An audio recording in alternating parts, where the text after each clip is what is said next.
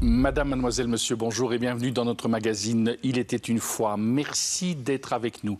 Aujourd'hui, il était une fois sédation, euthanasie. Professeur Dominique Jacquemin, professeur Jean-Philippe Cobaud, bonjour. Bonjour. Merci d'avoir accepté notre invitation. Alors, professeur Dominique Jacquemin, vous êtes professeur d'éthique à la faculté de théologie de l'Université catholique de Louvain.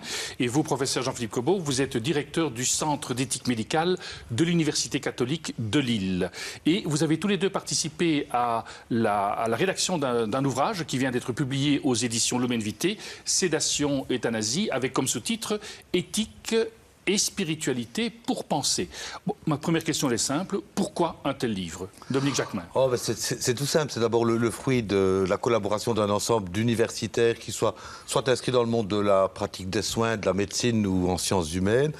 Et on a l'habitude une fois par an de se retrouver. Et pour cette année-là, on avait opté pour la problématique de la complexité des décisions de fin de vie.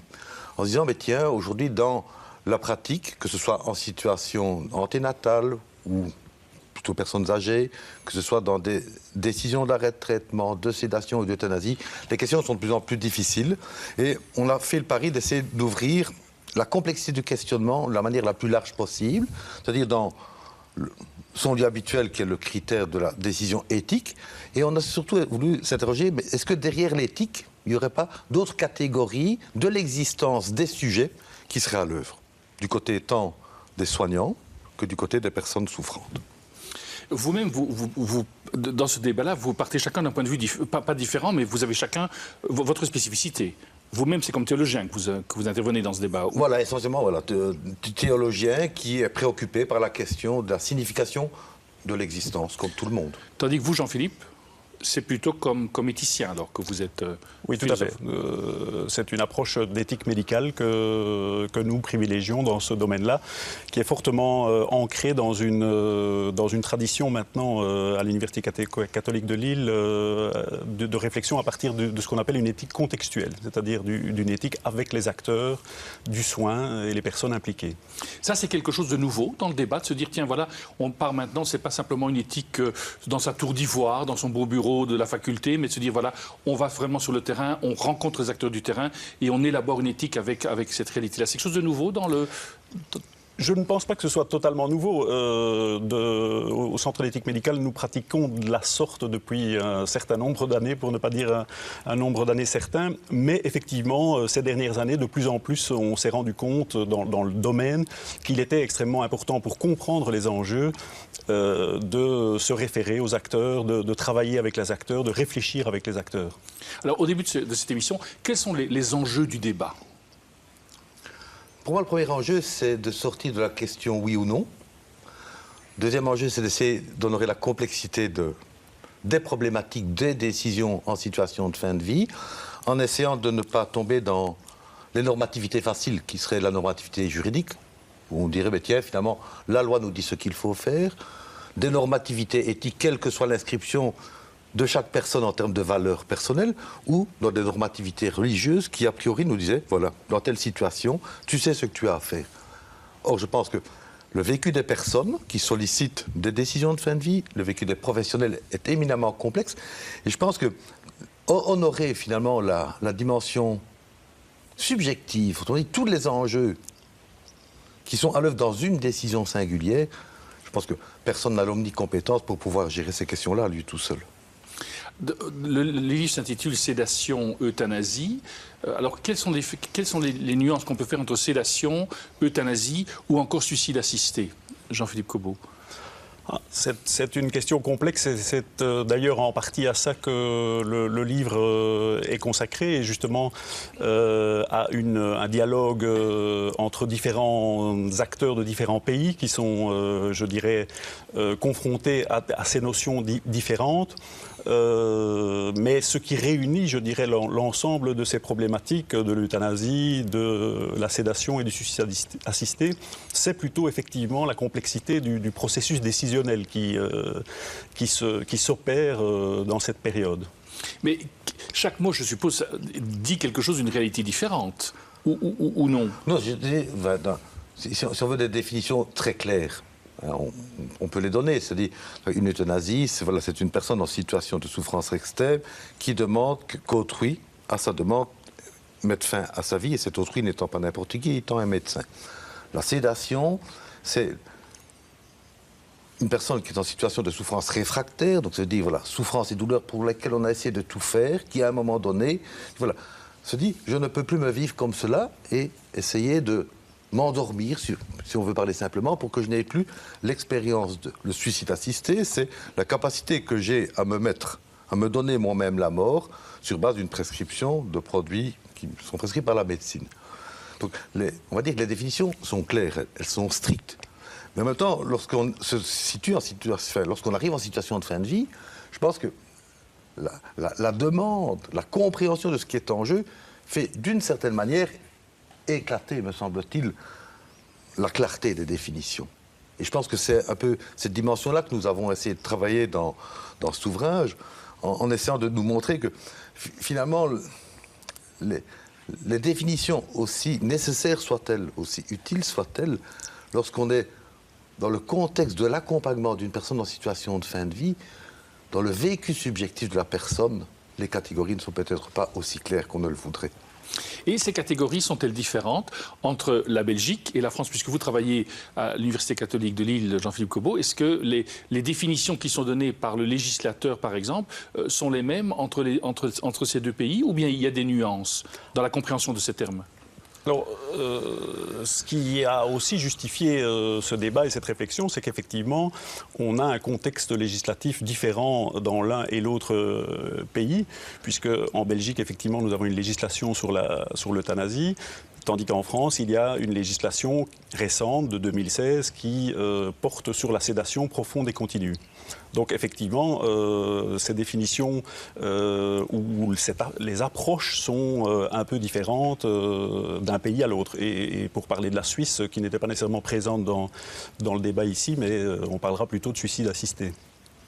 Donc ces réalités juridiques-là, quand même, ont une incidence dans la manière dont on voit le débat éthique, dont on envisage le débat éthique, je suppose. C'est certainement le débat éthique, mais je pense qu'il y a en amont une influence qui me semble encore beaucoup plus importante. C'est que la législation construit, pour parler simplement, une représentation des possibles en situation de fin de vie. Je pense que ce n'est pas la même chose de vivre en Belgique où le législateur me permet, dans le cadre de mon autonomie, de solliciter un geste de mort direct, que si je vis en France, l'exigence d'une législation relative à la sédation ne va pas me permettre ou me donner à penser qu'il serait possible que je puisse faire ce type de demande. Si je suis en Suisse ou si je suis au Québec, voilà, je vais être construit par d'autres représentations, d'une sollicitation, d'une représentation de ce que pourrait être la mort pour moi. Et donc je pense que pour moi, c'est d'abord ça qu'il est important de mesurer. Alors évidemment, dans un second temps, la manière dont des professionnels vont pouvoir répondre, bien, vont effectivement être influencés par ce que le législateur dans un pays donné permet comme typologie de gestes à poser, et dès lors, le questionnement éthique va être sensiblement différent d'un pays à l'autre. Est-ce que les avancées de la médecine ont amené à poser un regard nouveau sur la fin de vie par rapport à il y a 50, 60 ans, comme éthicien, comme théologien? Alors, effectivement, je pense qu'une série d'avancées de la médecine ont, pour ainsi dire, créé cette période de la fin de vie.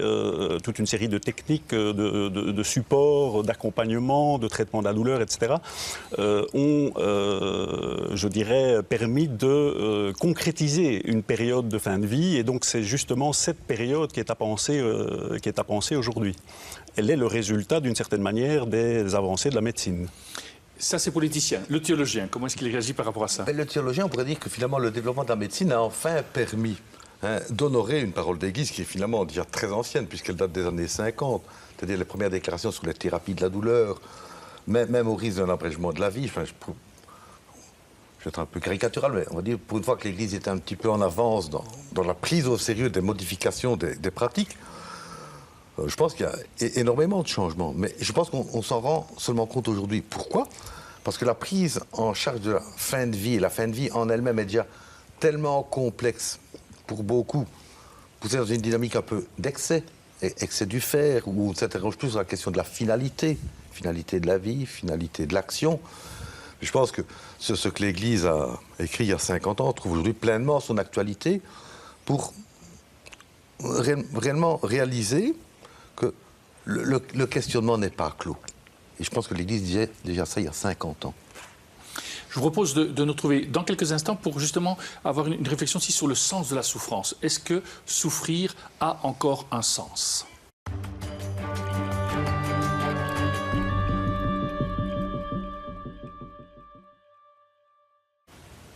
Souffrir a-t-il un sens ? Théologiquement, est-ce que souffrir pour les autres, etc., donner sa souffrance, ce sont des expressions qu'on en a entendues. Est-ce qu'aujourd'hui encore, un théologien peut tenir ce genre de discours ? Moi, à titre personnel, je ne le tiendrai pas. Lorsque je regarde tout le ministère du Christ, que fait-il si ce n'est d'essayer de remettre l'homme debout par sa parole, par ses actions, et essayer de l'aider à la mesure de son propre souhait de sortir de toute souffrance, qu'elle soit souffrance d'existence, que ce soit la maladie, que ce soit même des représentations souffrantes de Dieu, dirais-je. Je pense que l'Église n'est pas un lieu qui prône la souffrance. Par contre, l'Église reconnaît que certaines personnes, dans la spiritualité qu'elle a leur, puissent mettre un lien très profond avec la souffrance même du Christ. Mais ce n'est certainement pas un présupposé qu'il faille ni souffrir pour expier des fautes. Je pense que tout l'Évangile, tout l'engagement chrétien et l'engagement hospitalier particulièrement montre que de tout temps l'Église a voulu libérer l'homme de toute souffrance. Au niveau éthique, est-ce qu'on peut donner un sens à la souffrance ou également elle est à combattre à tout prix ? Mais je prendrais la question un peu différemment, c'est-à-dire que j'envisagerais la question du sens en termes de compréhension. Un des objectifs de ce livre, derrière les différentes réalités institutionnelles et juridiques, c'était précisément de comprendre ce qui se passait dans cette période. Et cette période, effectivement, est émaillée de souffrances, de douleurs, de souffrances, qui aujourd'hui peuvent être, je dirais, accompagnés, combattus par un certain nombre de moyens, mais existent néanmoins.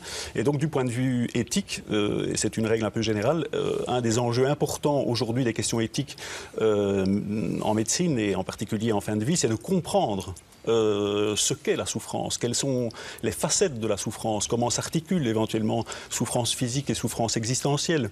Donc c'est vraiment ce genre de réflexion et ce genre de démarche qu'il me semble important d'initier aujourd'hui. Alors vous posez les questions. Est-ce que vous avez quelques brides de réponse par rapport aux questions que vous venez de poser ?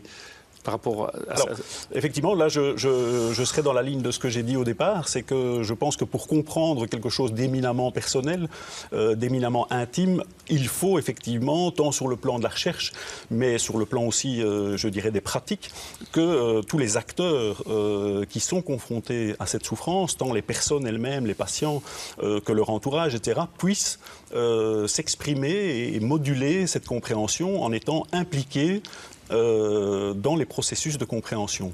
Parce que qui mieux que ces personnes-là peuvent dire effectivement quelle est leur réalité.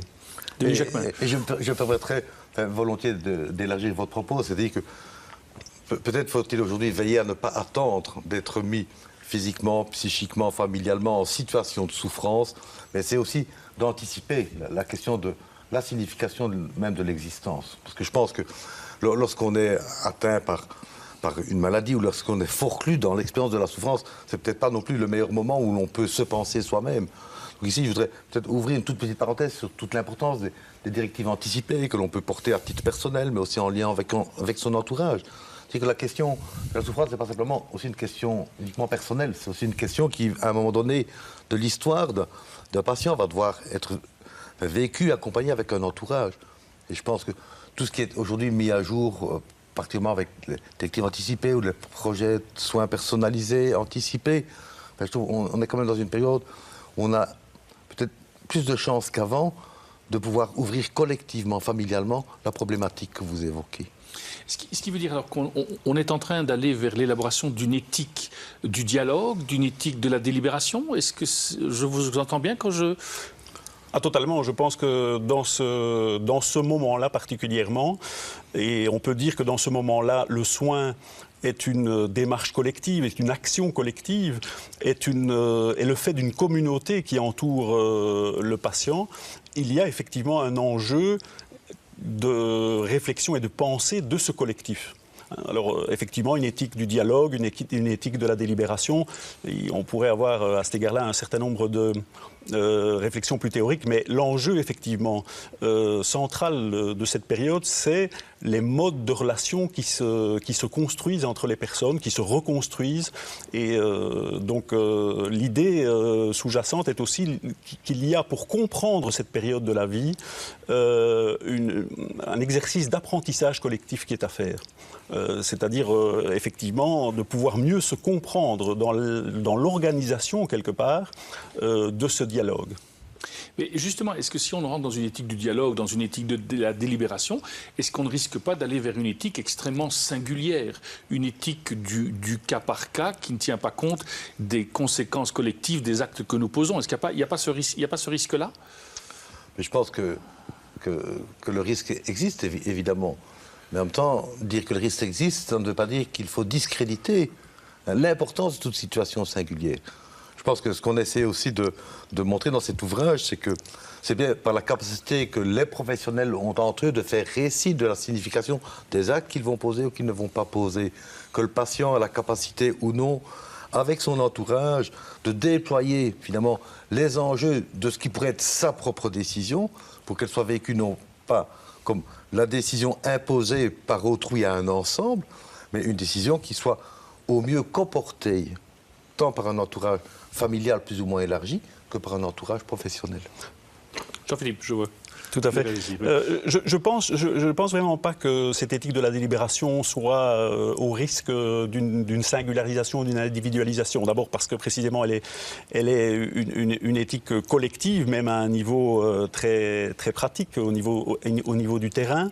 Mais la réflexion aussi qui est importante à cet égard-là, c'est de voir ou d'apprendre à réfléchir à comment on peut organiser, comment on peut tenir ou créer cet espace, et c'est un des fils conducteurs de l'ouvrage, comment créer ces espaces à l'intérieur desquels les personnes vont pouvoir véritablement exprimer ce qu'elles souhaitent, se comprendre mutuellement, développer de nouvelles formes d'intersubjectivité, tant entre les membres de la famille ou de l'entourage qu'avec les soignants, ou entre les soignants. Et à un autre niveau, je pense aussi que cette délibération collective, elle peut avoir lieu à propos de ces expériences-là à d'autres niveaux, à des niveaux plus collectifs justement. Sans doute que continuer à comprendre les enjeux de cette période de la vie nécessite des délibérations collectives, non pas au chevet du patient, mais aussi dans des institutions, dans des lieux publics, et donc des débats publics autour de cette expérience et des enjeux de cette expérience sont nécessaires également. Et si je vous entends bien, est-ce qu'une éthique de la délibération ou une éthique du dialogue, est-ce que ce n'est pas une éthique, quelque part, une éthique qui conduit à une éthique de la miséricorde, opposée peut-être à une éthique plus normative? Je pense qu'on est en plein dans ce que le pape François développe en termes d'une éthique de la miséricorde, où finalement, ce qui compte, bien sûr, il y a toujours une visée. Et ce qui importe, c'est la capacité d'être ensemble et en chemin dans un processus où, si on est dans une dimension davantage confessante, on va dire où finalement, le Christ n'est pas celui qui, a priori, va me dire le sens de ma vie et de ce que je dois faire, mais il est bien celui qui, au cœur de mon propre chemin, m'accompagne pour essayer d'honorer au mieux et parfois dans une certaine distance le sujet croyant que je suis. Je crois réellement qu'effectivement, et c'est un des messages aussi du livre, c'est qu'une éthique normative ne suffit certainement pas dans ce domaine-là. Et donc, effectivement, le fait de mettre en lien une certaine normativité avec l'expérience des personnes est un enjeu majeur. Et donc, effectivement, il y a, je dirais, un lien à faire entre les deux. Est-ce que si je poursuis, je vois bien l'éthique du dialogue, l'éthique de la délibération qui conduit à une forme d'éthique de la miséricorde, d'une certaine manière aussi, on va aussi vers une éthique de l'incertitude. Et est-ce que de temps en temps, on ne va pas aussi quelque part vers la reconnaissance d'une transgression? ce chemin-là? Il me semble que dans votre question, il y a deux questions. La question d'une éthique de l'incertitude, évidemment, puisque dès le départ, étant donné la complexité des prises en charge de situations de fin de vie, étant donné la longévité de la prise en charge de la maladie, évidemment, on est dans une situation d'incertitude, car on ne sait bien souvent pas a priori ce qui va être bon pour soi, ce qui va être bon pour l'autre. Et alors, le corrélat, me semble-t-il, d'une éthique de l'incertitude, mais je ne le mettrai pas à titre personnel sur le même plan, il se fera que dans certaines situations, il me faudra poser un acte que, a priori, je n'aurais peut-être pas appréhendé comme le bien que j'aurais voulu. Et ça, pour moi, c'est évidemment important d'un point de vue éthique, mais c'est aussi important d'un point de vue théologique. C'est-à-dire que dans l'accompagnement des consciences croyantes, des professionnels soignants, je pense qu'il nous faut aussi, comme théologiens, oser être dans ces situations limites au niveau de la réflexion et de l'action. Oui, Jean-Philippe. Je pense qu'effectivement, ce rapport entre éthique de l'incertitude et de la transgression est très intéressant. Effectivement, on est aux frontières, aux limites, et donc on peut parler de transgression, mais je pense qu'il est important d'insister sur le caractère de complexité de ces situations, et donc de complexité et d'incertitude. On est parfois confronté à des situations dans lesquelles les personnes ne sont, dans ces processus, pas au clair sur ce qu'elles souhaitent, sur la manière dont elles envisagent les choses, etc. Et c'est pour ça, effectivement, qu'il y a une vraie gestion, d'une certaine manière, de l'incertitude, et donc une importance du dialogue, de la réflexion, de l'accompagnement, qui permet de faire face à toutes ces questions. Vous l'avez dit à l'instant, Dominique Jacquemin, aussi toute l'importance de l'accompagnement de la personne dans ce chemin-là. Alors, comment est-ce qu'on arrive à lier l'éthique à laquelle on est confronté, mais aussi l'accompagnement spirituel de ces personnes? Mais je pense que c'est un des enjeux de cet ouvrage, c'est aussi un des enjeux d'un réseau qu'on essaie de mettre en place pour le moment, qui est réseau soins, santé, spiritualité. L'enjeu, c'est d'ouvrir sans borne, sans gêne, la question du sujet. Donc je pense que n'importe quel sujet, qu'il soit professionnel ou patient, lorsqu'il doit prendre des décisions concernant l'intime de sa vie, ne peut pas se contenter de ce que Jean Ladrière aurait appelé une rationalité étroite, ou de ce que d'autres appelleraient aujourd'hui une rationalité uniquement faite de principes. Oui, il est informé, il a consenti, il est autonome, tout va bien. Non, l'enjeu de la vie, c'est l'enjeu de tout ce qui fait que je suis ce que je suis. Et c'est bien dans ça, me semble-t-il, qu'il y a une question spirituelle à honorer, question complexe. Dans la temporalité courte des séjours hospitaliers, de la prise en charge des patients, question redoutable, puisqu'elle en appelle aussi à de nouvelles compétences. Compétences qui sont davantage bio, psycho, sociales et spirituelles. Donc je pense qu'aujourd'hui, on est à le lieu d'un véritable défi, tant dans la capacité que la médecine aura d'honorer, finalement, toutes les dimensions qui fait que cette personne-là, et cette personne-là, y compris dans sa foi d'ailleurs. Donc je pense qu'aujourd'hui, on ne peut plus se contenter d'une éthique qui serait uniquement cette capacité de mettre en norme des normes réflexives a priori, qu'on s'efforce de plus en plus de prendre, et là je ferai vraiment le lien avec M. Cobot, au cœur de l'incertitude, eh bien, de prendre en compte la totalité de ce qui inscrit une personne dans la totalité de son expérience et de son existence. Dans cette perspective-là, est-ce que l'accompagnement spirituel, alors, peut aller jusqu'à l'euthanasie? Je pense que l'accompagnement spirituel peut aller jusqu'à l'accompagnement d'une demande d'euthanasie. Parce que je pense que, comme croyants, et là on est tout à fait en cohérence avec Gaudium et Spes, on est aussi en cohérence avec une église de la périphérie. Je pense, pourquoi au nom d'une norme a priori, je m'enfermerai dans ce que sera la réponse de telle personne qui m'empêcherait d'être dans un cheminement au cœur de sa propre incertitude humaine, psychique, spirituelle et religieuse. Donc, à titre personnel, je serais assez favorable à ce que les personnes formées en accompagnement spirituel, les équipes d'aumônerie, eh bien, soient réellement signe qu'il est aujourd'hui possible d'honorer l'humain dans la complexité de son questionnement spirituel et religieux. Vous avez le sentiment, vous, Jean-Philippe Cobot, comme éthicien, qu'un débat sur ces questions-là peut être vécu avec sérénité? Je pense effectivement, et c'est en ça que peut-être il faut envisager de passer de la notion de débat à la notion de dialogue. La possibilité de réfléchir de manière ouverte, et c'est en ça aussi que la spiritualité est une dimension qui aide à penser quelque chose qui peut-être sur le plan éthique est resté jusqu'à présent un peu trop lié à une forme de rationalité argumentative, étroite, normative. Et donc, d'une certaine manière, grâce à aujourd'hui ces questionnements autour de la spiritualité, on réouvre un débat et une interdisciplinarité, une interprofessionnalité dans ce secteur qui est vraiment très importante. On réfléchit la chose de manière plus complexe et plus globale, ce qui est fondamental pour comprendre de nouveau ce qui est en jeu dans ces moments. Et tous les acteurs qui sont impliqués dans ces questions sont sensibles à cette dimension de la spiritualité, de ce retour de la spiritualité dans le débat, ou bien est-ce que certains quand même ont une certaine méfiance par rapport à cette spiritualisation du débat? Mais je pense qu'il faut d'abord être au clair. Spiritualité, ça ne veut pas dire nécessairement religion, même si la dimension religieuse fait heureusement partie du questionnement spirituel. Maintenant, je pense que vous posez une très grosse question. C'est la question aujourd'hui des nouvelles compétences à acquérir pour que, finalement, cette non-disjonction entre le registre de la raison et, je dirais, le registre de l'existence ou de l'expérience, voilà, ne soit pas fractionné. Mais il est effectivement clair que nous sommes devant aujourd'hui un défi, un lieu d'apprentissage. En même temps, je pense que c'est un lieu passionnant, à la fois pour les enseignants que nous sommes et quelles que soient nos compétences premières.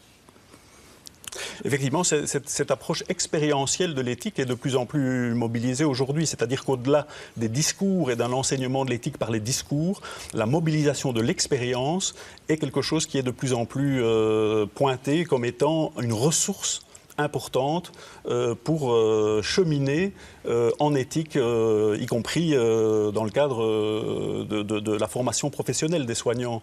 Donc s'en référer à une expérience et pouvoir réfléchir cette expérience et ne pas s'en tenir à un certain nombre de discours qui sont tenus sourds.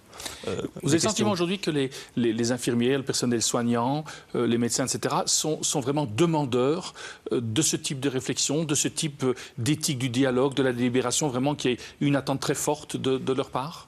Je pense qu'ils sont demandeurs. Cela dit, effectivement, dans le contexte actuel et dans le système de soins dans lequel, effectivement, les contraintes sont de plus en plus importantes, parfois, il y a des questions de temporalité qui se posent pour pouvoir développer ces moments de réflexion et de dialogue. Cela dit, une de nos préoccupations, c'est de réfléchir à la manière de pouvoir inscrire dans la pratique quotidienne des soignants ces moments de réflexion qui soient le plus en phase, justement, avec leur expérience au quotidien. Dernière question pour vous, Dominique Jacquemin. Ce livre, quel est le public visé? Le public visé, essentiellement les professionnels, les accompagnants et les personnes aujourd'hui soucieuses d'essayer de comprendre la complexité des situations d'accompagnement et les situations de soins dans lesquelles ils se trouvent. Ce n'est pas un livre de recettes, c'est un livre d'un abord facile. Il nous offre un parcours de réflexion. Merci en tout cas à tous les deux d'avoir pris le temps de nous présenter ce livre dont je rappelle le titre « Sédation, euthanasie, éthique et spiritualité pour penser » aux éditions Lumen Vitae. Nous arrivons déjà au terme de notre magazine. Merci d'être resté avec nous. Si vous souhaitez revoir cette émission, il vous est possible de le faire en allant sur notre site catobel.be.